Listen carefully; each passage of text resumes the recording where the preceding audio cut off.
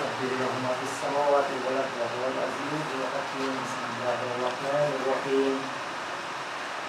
ألهاكم التكاثر المقابر كلا سوف تعلمون ثم كلا سوف تعلمون كلا لو تعلمون علم اليقين لترون الجحيم ثم لترونها عين اليقين ثم لتسألن يومئذ عن النعيم.